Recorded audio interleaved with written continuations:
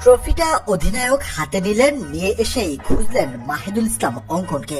তার হাতেই তুলে দিলেন ট্রফি। মাহিদুলের মুখের চওড়া হাসি বলে দেয় পুরো সিরিজ বেঞ্চে বসে কাটানোর কষ্ট তার ঘুচেছে এক নিমিষেই। আর সেই কাজের কাজটি করেছেন দেশের ইতিহাসের সবচেয়ে সফলতম টি-20 অধিনায়ক লিটন কুমার দাস। অনেকের কাছে মনে হতে পারে বাড়িয়ে বলা হচ্ছে, কিন্তু পরিসংখ্যান তা বলে না।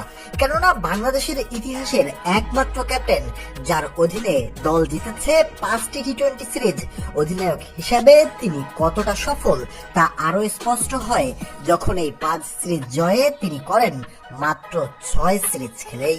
অধিনায়ক হবার পর বাংলাদেশ খেলেছে 6টি সিরিজ, আর সেখানে একটি মাত্র সিরিজ হেরেছে টাইগাররা। টানা 4 সিরিজ জয়ের পর গত সিরিজে ওয়েস্ট ইন্ডিজের বিপক্ষে ঘরের মাঠেই হেরেছে দল।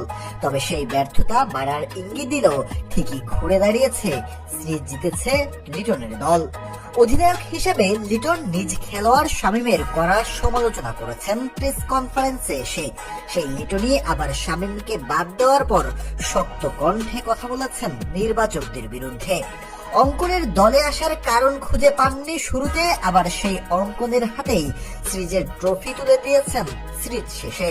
সব মিলে of the field, on the field যতটা যেখানে শক্ত হতে হয়েছে তাই হয়েছেন, আবার যেখানে আবেগকে সম্মান দেওয়ার প্রয়োজন তাও দিয়েছেন সিরিজ শেষে। তাই সরাসরি কথাও বলেছেন মাঠের দর্শকদের উদ্দেশ্যেও। সবকিছু মিলে দেশের ইতিহাসের সেরা টি-20 ক্যাপ্টেন বললে খুব একটা ভুল হবার কথাও না।